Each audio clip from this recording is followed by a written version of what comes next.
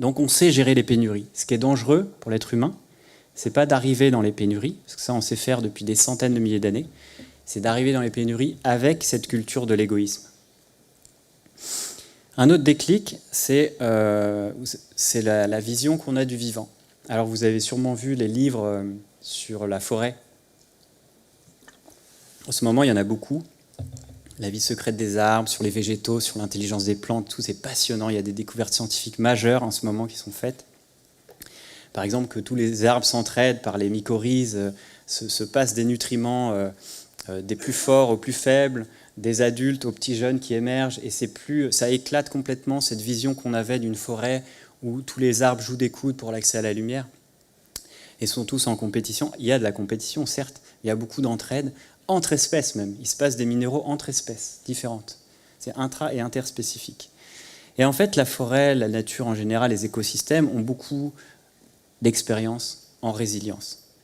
Il y a ce que disent les biomiméticiens, c'est 3,8 milliards d'années d'expérience en recherche et développement en résilience. Dans toutes les entreprises, vous mettez un biologiste pour réfléchir à comment traverser les tempêtes ou à découvrir des nouveaux procédés.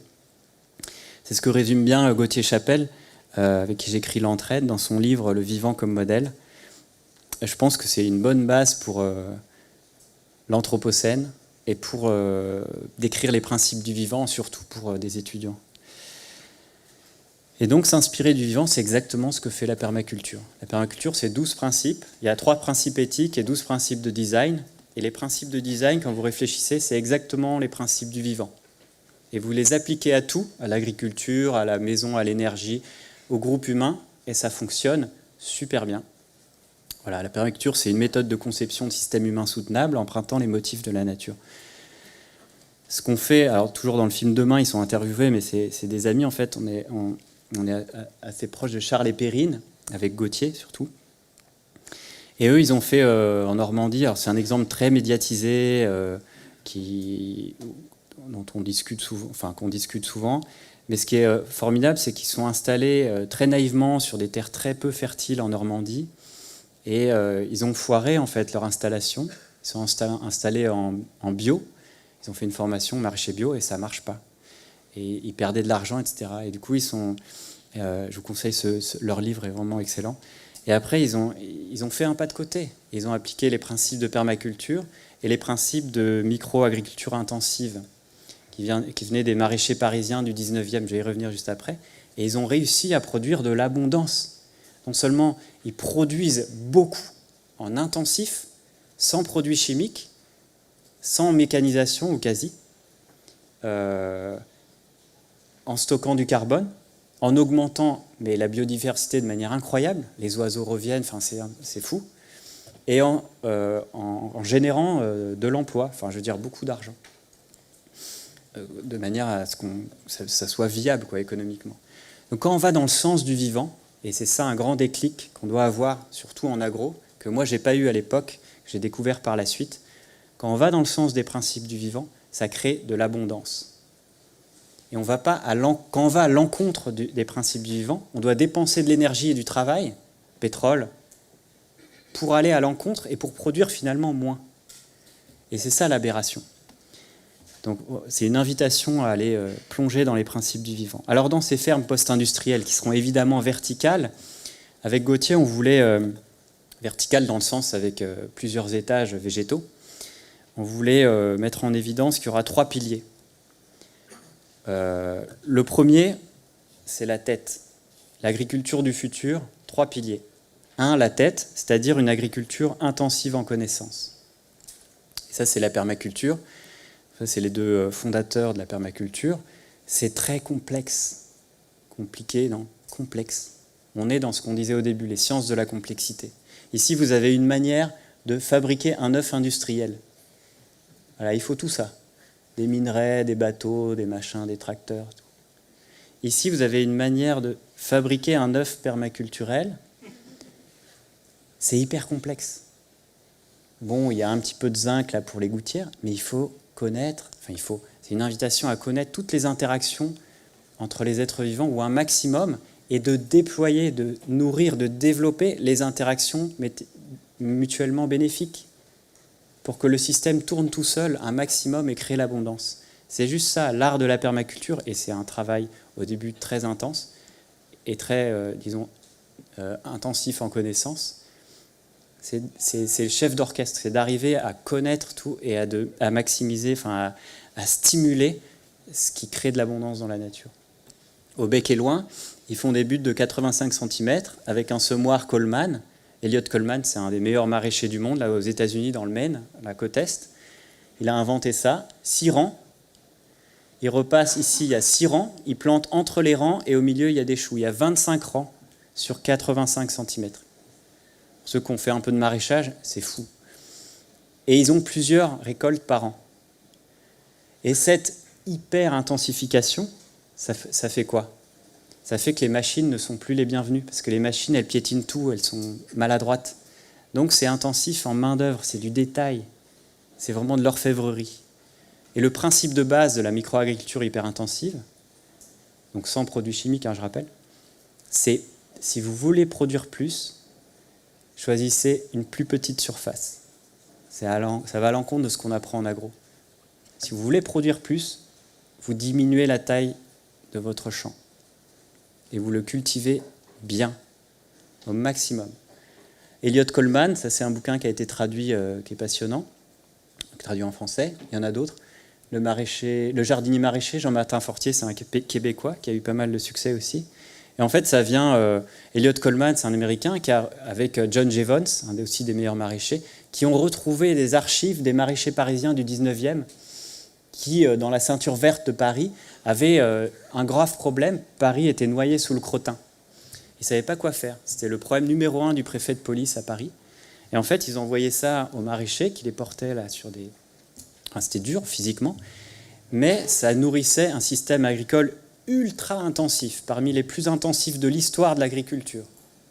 Ils avaient 7 à 8 récoltes par an sur la même parcelle, par an. Mais ils travaillaient beaucoup. C'est pour ça que le deuxième pilier de l'agriculture du futur, ça sera les mains, la tête et maintenant les mains. Une nouvelle génération de paysans qui va bosser. Les maraîchers parisiens du 19e, ils bossaient. Quand on n'a plus de pétrole, il faut bosser. Souvenez-vous, un baril, 12 années et demie de travail, il va falloir bosser et être intelligent. Les deux en même temps.